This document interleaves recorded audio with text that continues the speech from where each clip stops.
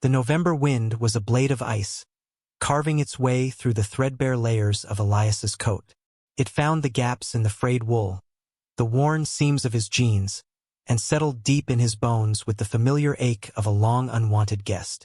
He sat on a flattened cardboard box in the mouth of an alley off Elm Street, a space that had become his reluctant home. The brick walls on either side were painted with the faded ghosts of graffiti, their colors muted by grime and relentless weather. Passers-by were a river of hurried footsteps and averted gazes. To them, he was part of the urban landscape, as inanimate as the overflowing dumpster behind him or the flickering neon sign of the liquor store across the street. He was a problem to be ignored, a pang of guilt to be quickly dismissed. His existence was a silent, inconvenient truth. A small, dented tin can sat on the pavement before him, holding only a few coins and the cold weight of failure. Each clink of a dropped quarter was a small, hollow victory against the gnawing hunger in his belly. But today, the can was mostly silent. People clutched their collars tighter, their faces pinched against the cold, their charity frozen solid. Elias didn't hold it against them. He understood. The world was a cold place, and everyone was just trying to keep their own small flame from going out. His own had dwindled to a barely there ember. He pulled the collar of his surplus army jacket higher, the rough fabric a poor shield against the wind's assault. His world had shrunk to this 10-foot stretch of concrete, a universe of cold, hunger, and the crushing weight of invisibility. He watched a woman in a bright red coat hurry past, her phone pressed to her ear, her laughter a bright, sharp sound that seemed to come from another dimension. For a moment, he felt a phantom ache in his chest, a memory of a life where laughter was not a foreign language. The hollow feeling was abruptly shattered by a shadow falling over him. Elias looked up, his eyes slow to adjust. A man stood there, silhouetted against the weak afternoon light. He was young, maybe early 20s, with a cocky smirk plastered on his face and the kind of swagger that came from never having been truly knocked down. This was Marco, a local pest who saw Elias's quiet presence as a personal affront to his own inflated sense of importance. Behind him, two of his friends snickered, their faces a blend of boredom and malice. Marco's gaze dropped to the tin can, and his smirk widened into a sneer. He nudged the can with the toe of his expensive sneaker. "Slim pickings today, old man," he said, his voice loud enough for the few people nearby to turn and watch. "Maybe your sob story is getting old." Elias said nothing. He had learned long ago that silence was his best defense. Engaging was a waste of energy, and energy was a currency he couldn't afford to squander. He simply met Marco's gaze, his own eyes holding a deep, weary stillness that seemed to unnerve the younger man. Marco's friends shuffled their feet, their amusement faltering slightly under the weight of that unblinking stare. The silence stretched, thick and uncomfortable. Marco, needing to reassert his dominance in front of his audience, crouched down, bringing his face uncomfortably close to Elias's. The cloying scent of cheap cologne filled the air. "What's the matter? Cat got your tongue?" he taunted, his voice a low growl. "Or did you just forget how to talk? Living out here with the rats?" He reached out and, with a flick of his finger, sent the tin can skittering across the pavement. The few coins inside spun out, rolling into the grimy gutter with a series of tiny, mocking clicks. The small crowd of onlookers winced. A few murmured in disapproval, but no one stepped forward. They were observers in a play where they had no lines. Elias's jaw tightened, a muscle twitching in his cheek, but his expression remained a mask of stoicism. The humiliation was a hot coal in his gut, but he refused to give Marco the satisfaction of seeing it burn. The conflict didn't end with the scattered coins. Marco, emboldened by the lack of intervention, saw an opportunity to escalate his cruel theater. He stood up, dusting off his hands as if he'd touched something unclean. "You know, my dad told me about guys like you," he announced to the street, his voice dripping with condescending pity. "Came back from the war all broken. Can't hold a job, can't keep a family. Just useless," he gestured vaguely at Elias. "Taking up space. A real hero, right?" His friends laughed, a harsh, braying sound that echoed in the narrow alley.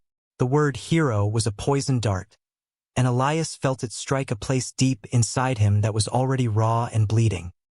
He closed his eyes for a second, the gray afternoon light replaced by the blinding glare of a desert sun, the roar of the wind replaced by the deafening chop of rotor blades. The memory was a physical jolt, a phantom pain that shot through his right leg, the one that was no longer entirely his. One of Marco's friends, a lanky kid with vacant eyes, nudged his shoulder. "Hey, Marco, check it out." He pointed to the neatly folded object beside Elias on the cardboard. It was a thick, olive-drab wool blanket, military issue, its edges bound with sturdy stitching. It was Elias's most prized possession, his only true shield against the lethal chill of a winter night on the streets. It was more than a blanket. It was a relic, a tangible link to a time when he had a purpose, a uniform, a brotherhood. Marco's eyes lit up with a fresh wave of malicious inspiration. Well, look at that. Government property." He took a step closer. "You shouldn't have that. You're not a soldier anymore, are you?" Elias's hand moved instinctively, resting protectively on the folded wool. His voice, when it finally came, was a low rasp, rough from disuse and the cold. "Leave it." It was just 2 words, but they carried the unmistakable weight of a command. For a fleeting moment, Marco hesitated. There was something in Elias's tone, a dormant authority that flickered to life, that gave him pause. But the desire to humiliate was stronger. He laughed it off. "Or what? You gonna bore me to death with your war stories?" He bent down and snatched the blanket. Elias moved to stand, a surge of desperate energy propelling him, but his stiff limbs and the gnawing hunger betrayed him. He was too slow. Marco held the blanket aloft like a trophy. "A real patriot would want to share, right?" he sneered. Then, with a dramatic flourish, he unfurled it and tossed it directly into a large, muddy puddle at the edge of the curb. The thick wool hit the filthy water with a sickening splash, instantly absorbing the brown, oily liquid. It lay there, ruined, a sodden, pathetic lump. A collective gasp went through the small crowd. This felt different. This was not just bullying. It was desecration. The laughter died in the throats of Marco's friends. They looked at the soaked blanket, then at Elias's face, and for the first time, a flicker of something like shame crossed their features. Elias stared at the puddle, his face utterly blank. The ember inside him, the one he had so carefully guarded, finally went out. There was only cold, empty ash. The image of the ruined blanket was seared into his mind. It wasn't just wool and thread. It was a gift from Sergeant Miller, given to him on the day he was discharged from the military hospital. "Something to keep the ghosts away, Corporal," Miller had said, his voice gruff but his eyes kind. Miller, who had pulled him from the wreckage of the Humvee. Miller, who had died 2 years later, not from a bullet, but from the quiet war he fought inside his own head back home. The blanket was a promise Elias had made to himself, to endure, to live not just for himself but for Miller and the others who didn't make it back. Now that promise lay soaking in street filth, a testament to his failure. The memory was a sharp, physical pain. He could feel the grit of the Afghan dust in his teeth, hear the high-pitched whine of the incoming rocket, the world dissolving into a storm of fire and noise. He remembered waking up in a field hospital, the first thing he saw being the concerned face of a young nurse, the first thing he felt being the terrifying emptiness where his lower leg used to be. He had fought his way back from that. He learned to walk with the prosthesis, to ignore the phantom itches and burning pains. He came home bearing scars both visible and invisible, but he came home. For a while he tried. He really tried. He got a job at a warehouse, the monotonous work a welcome distraction. He had a small apartment, a routine, but the nights were the hardest. The silence of his small room would amplify the ringing in his ears, the ghosts of his past parading through his dreams. He started drinking, just to quiet the noise. The drinking led to missed shifts, then a lost job. His savings dwindled. He reached out to his sister, but she had her own family, her own struggles, and the chasm between his world and hers had grown too wide. The final blow came when his apartment building was sold and converted into luxury condos. He couldn't afford the new rent, couldn't find another place in time. One day he was a man with a key to a door, and the next he was a man with a backpack and nowhere to go. Pride, a soldier's stubborn pride, kept him from begging for help from resources he felt should go to others more deserving. He told himself he could handle it. He was a survivor. But surviving on the streets was a different kind of war. There were no clear enemies, no defined missions. The enemy was indifference, despair, the slow erosion of self. The blanket, Miller's blanket, had been his last piece of armor. And now it was gone. He looked at his reflection in a shop window. A haggard man with hollow eyes and a graying beard, a stranger wearing his face. He was no longer Corporal Elias Thorne. He was just an old man in an alley, a ghost haunting the edges of a world that had moved on without him. As dusk began to bleed into the sky, painting the clouds in shades of bruised purple and orange, the temperature plummeted. The wind grew more vicious, a relentless predator seeking out any exposed skin. Elias shivered, the cold now a physical presence inside his chest. He had retrieved the blanket from the puddle, wringing out as much of the foul water as he could. It was now a heavy, damp, and useless weight. The smell of decay clung to it. He had failed Miller. He had failed himself. He huddled deeper into the alley, trying to make himself smaller, to offer less of a target to the elements. The streetlights flickered on, casting long, distorted shadows that danced like specters.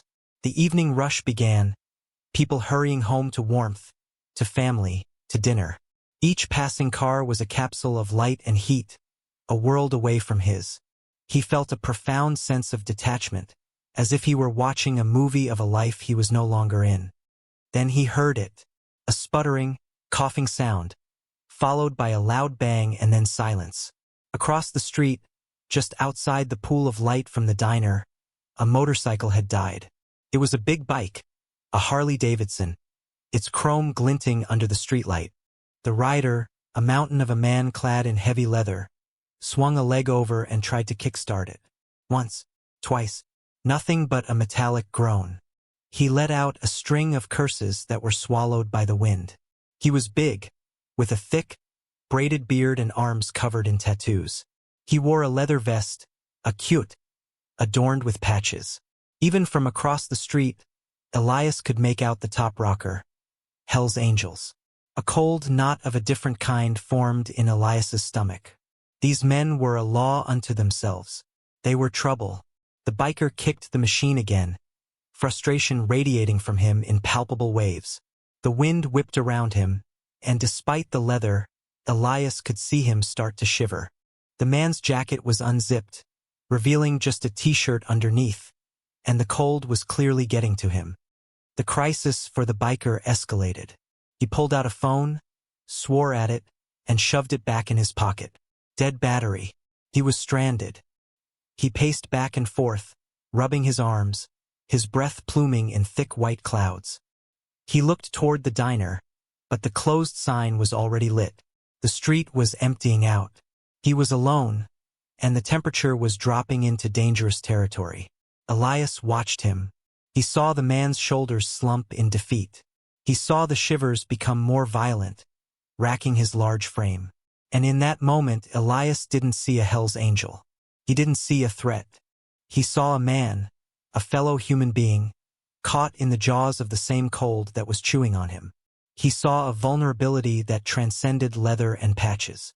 He thought of his squad, pinned down on a frozen ridge in the Karengal Valley, sharing body heat, a single canteen of water between 4 men. You don't leave a man behind. It was a code etched into his soul, a rule that had survived even when everything else had been stripped away. His own body screamed in protest. The cold was a physical pain, and giving up any potential source of warmth was madness. The damp, stinking blanket was almost useless, but it was something. It was his. But the image of the shivering man, isolated in the cold, overrode his instinct for self-preservation. He looked at the sodden blanket. He looked at the man. The decision was made in a heartbeat. Slowly, painfully, Elias pushed himself to his feet. His joints screamed, and a wave of dizziness washed over him from the hunger and cold. He steadied himself against the brick wall, took a deep breath, and started walking. He clutched the heavy, damp blanket in his arms. Each step across the street was an ordeal. The wind tore at him and his legs felt like lead. He ignored the strange looks from the driver of a passing car. He had a mission. He reached the stranded biker, who turned as he approached, his face a mask of suspicion and hostility. "What do you want?" the biker growled, his hand instinctively moving to the large knife sheathed on his belt. Elias didn't speak. Words were unnecessary. He simply held out the damp, foul-smelling blanket. The biker stared at it, then at Elias's face, confusion warring with his ingrained distrust. "What is this? Some kind of joke?"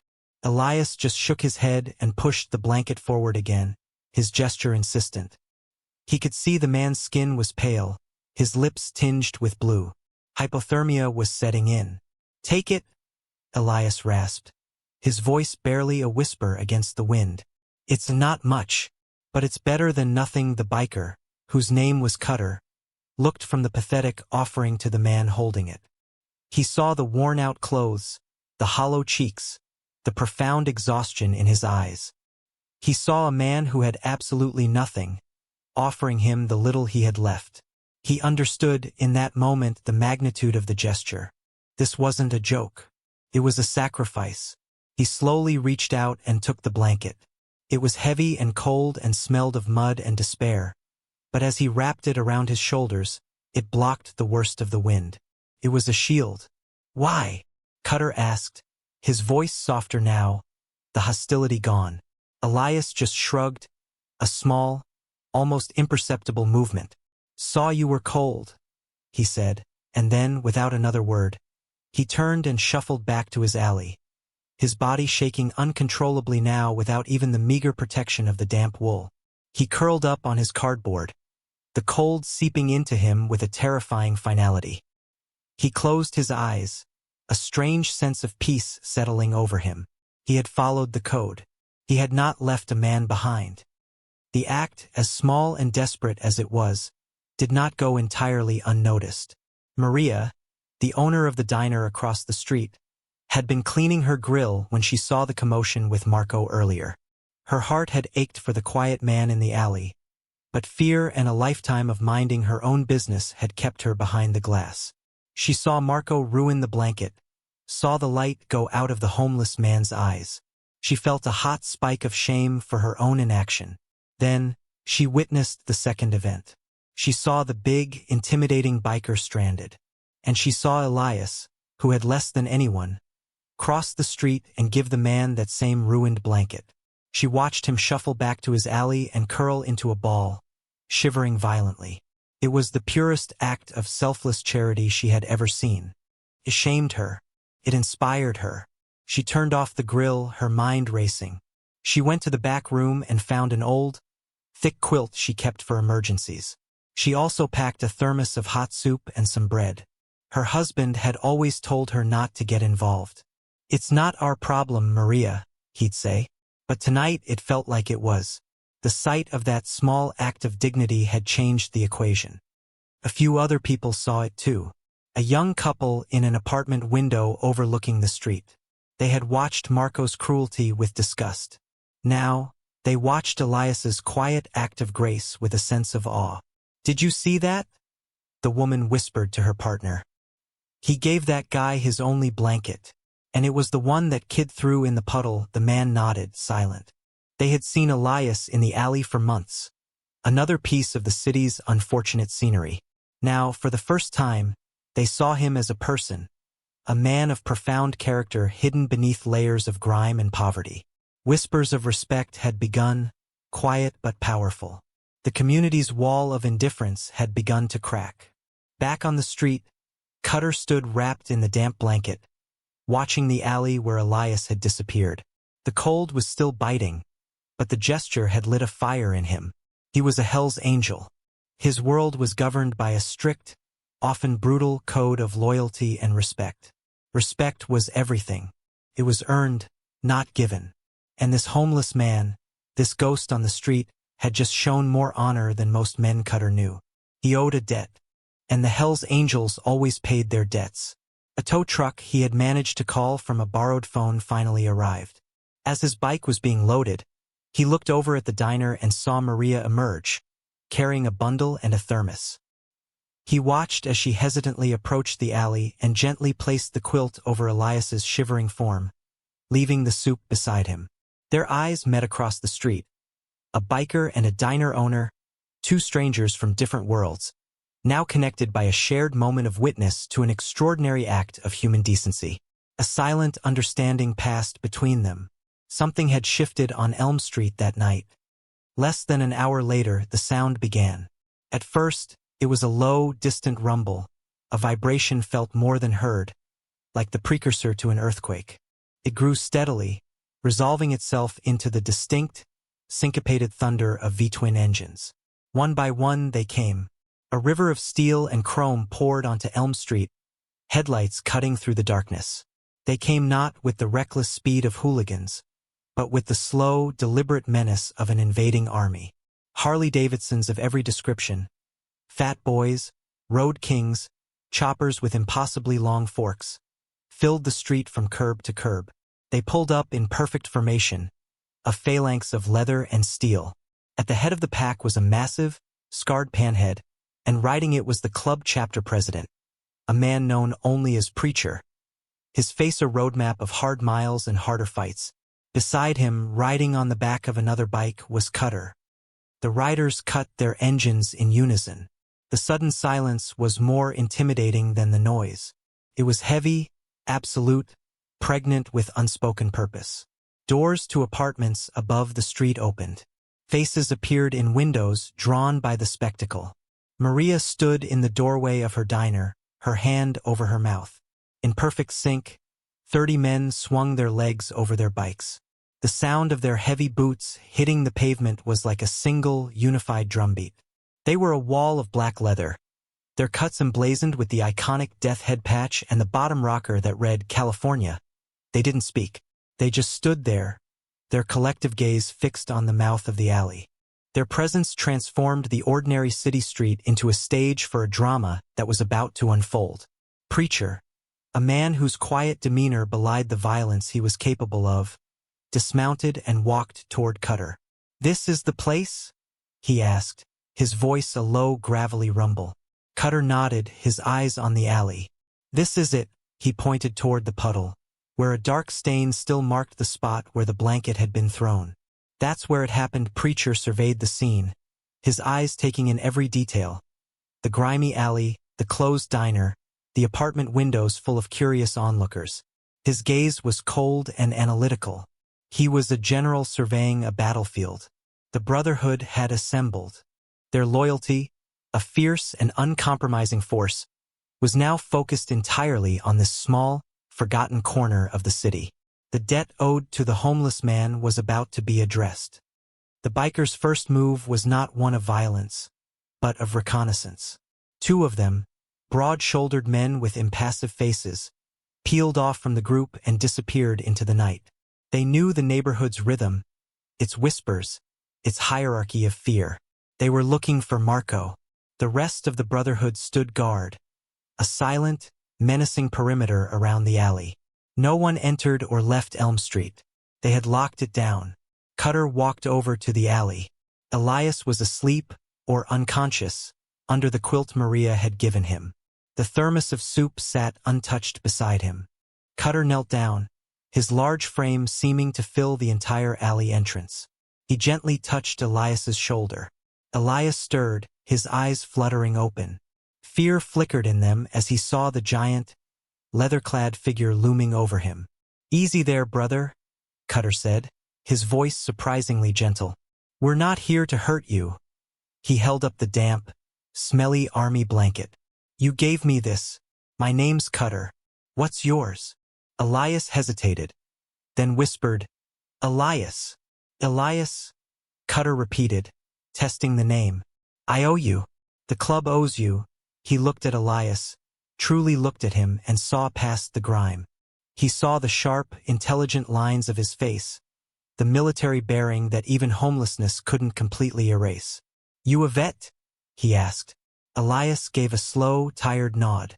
Army Cutter's expression hardened with a new kind of respect. "My old man was in Nam. Marines." He looked down at the blanket again. "This is an Army issue, isn't it?" Elias nodded again. "Sergeant gave it to me." Just then, the two bikers who had been sent out returned. They walked straight to Preacher and spoke in low tones.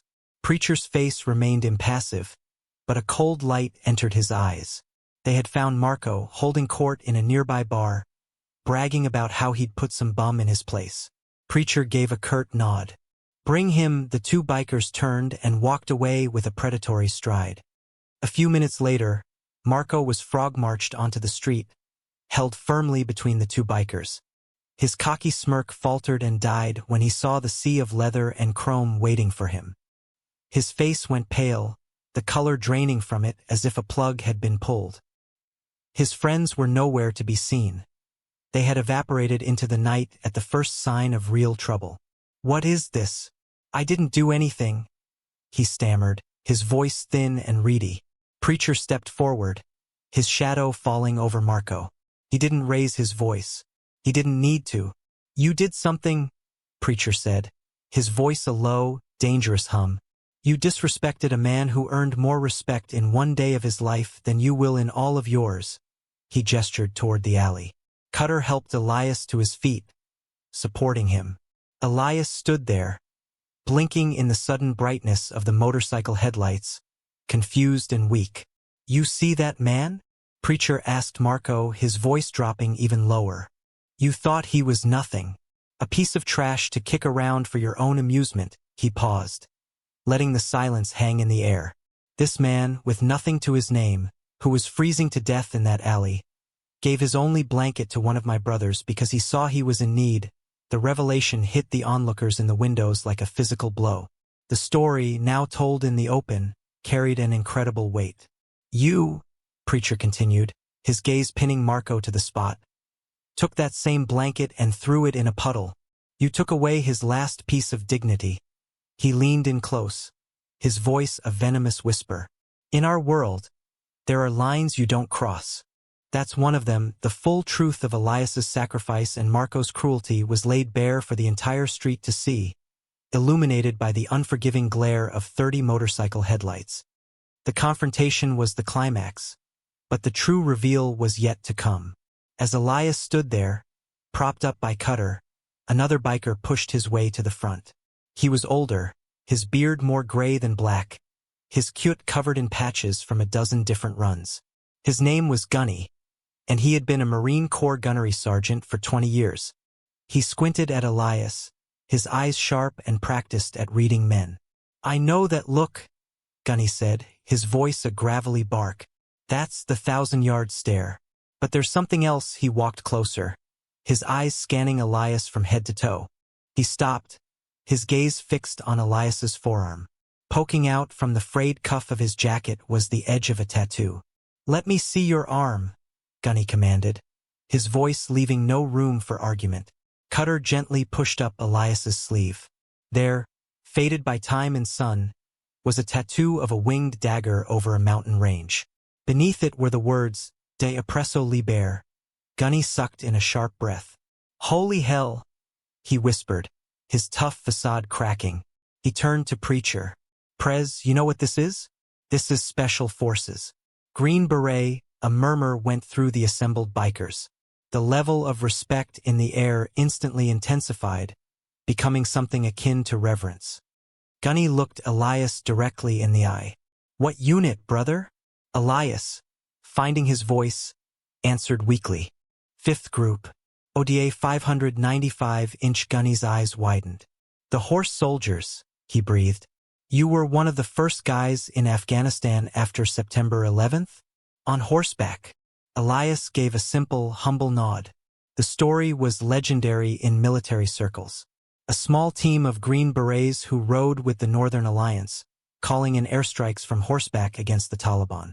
They were heroes of an almost mythical stature. Gunny stepped back, a look of profound awe on his face. He turned to the rest of the club and his voice boomed down the silent street. This man isn't just a vet. He's a goddamn American hero. He rode with the horse soldiers. He pointed at Marco, who now looked like he was about to collapse. And you worthless piece of filth. You threw his blanket in the mud. The weight of the revelation settled over the crowd. Maria, in the diner doorway, crossed herself. The people in the windows stared in stunned silence. This wasn't just a homeless man. This was Corporal Elias Thorne, a Green Beret, a hero who had sacrificed for his country and been utterly failed by it upon his return. His quiet dignity wasn't just the resilience of a broken man. It was the ingrained honor of a warrior who refused to be defeated, even when he had lost everything. The bikers' intervention was no longer just about repaying a debt. It was about restoring the honor of one of their own, a brother in a different kind of arms. The recognition was swift and absolute. Preacher held up a hand, and the tension surrounding Marco dissipated, replaced by a cold, dismissive contempt. Violence was too good for him. Humiliation was the proper currency. "Get out of our city," Preacher said, his voice flat and final. "If we ever see you again, we won't be this polite." The two bikers released Marco, who stumbled backward and then turned and ran, disappearing into the darkness like the coward he was. The bikers didn't watch him go. He was no longer important. Their focus was entirely on Elias. Preacher walked up to Elias, his expression unreadable. He reached up and unpinned a small silver emblem from his own cute. It was a simple skull, the club's informal symbol of brotherhood. He pinned it carefully onto the collar of Elias's worn army jacket. "You're no longer alone, brother," he said quietly. "You've got 30 guards at your back now." It was a symbolic adoption, a profound gesture of belonging. Then Cutter stepped forward. In his hands was a brand new, black leather vest. It was blank with no patches. "This is a start," he said, helping Elias out of his tattered coat and into the fresh leather. It was a statement. "You are one of us, under our protection." The transformation was immediate. The leather gave him a new silhouette, a renewed sense of structure and dignity. The other bikers moved with practiced efficiency. Two of them cleaned out the alley, sweeping away the trash and laying down a new, thick tarp. Another brought forward a new tent, a high-quality, all-weather shelter, and set it up. Others unloaded supplies from their saddlebags. A new sleeping bag rated for sub-zero temperatures, a military-grade cot, boxes of non-perishable food, new clothes, boots, a camp stove. They didn't just give him a handout. They rebuilt his world. They restored his home, making it a fortress of quiet dignity. Maria, tears streaming down her face, came forward with her husband. "Free meals," she said, her voice thick with emotion. "For as long as you are here. Breakfast, lunch, and dinner. On the house. Forever." The young couple from the apartment came down, pressing a roll of cash into Elias's hand. "We're so sorry," the man said. "We saw what happened. We should have done something." Elias, overwhelmed, could only nod, his eyes shining with unshed tears. The community, shamed into action and inspired by the bikers' fierce loyalty, was finally stepping up. The respect was no longer whispered. It was declared, through actions, through gifts, through promises. The final image of the night was one of quiet, profound transformation. Elias stood in the mouth of his newly fortified alley, no longer a victim but a man reclaimed. He wore the black leather vest over a new, warm shirt. The small silver skull on his collar glinted in the streetlight. The new tent stood behind him, a symbol of shelter and security. The scent of hot coffee from a thermos one of the bikers had given him replaced the smell of refuse. The bikers didn't linger for thanks. Their work was done. Preacher gave Elias a single, solemn nod. Cutter clasped his shoulder, a gesture of solid, unspoken camaraderie. "We'll be around," he said. "You need anything, you know who we are." Then, as one, the brotherhood turned and mounted their bikes. The street erupted once more in a deafening roar of engines, a thunderous salute. They didn't peel out. They rolled out slowly, a procession of honor guards leaving their post. Elias watched them go, the red taillights disappearing into the night. The sound of their engines faded, but the echo of their presence, of their loyalty, remained. He was alone again, but not lonely. The silence that returned to Elm Street was different. It was peaceful. He ran a hand over the smooth, cool leather of the vest. He looked at the clean alley, the new tent. He was safe. He was seen. He unzipped the tent and crawled inside, the warmth from the new sleeping bag a welcome embrace. He reached into the inner pocket of his old army jacket, which a biker had carefully folded and placed inside the tent. From it he pulled a small, worn photograph, its edges soft with time. It was a picture of a smiling woman and a young boy, their faces bright with love. His wife and son, lost in a car accident while he was on his third tour. The loss that had shattered his world long before the streets claimed him. He had protected their memory with the same fierce, quiet desperation he had protected the blanket. He propped the photo up against a new duffel bag. For the first time in years, he looked at it not with overwhelming grief, but with a quiet sense of hope. He had honored his code. He had survived.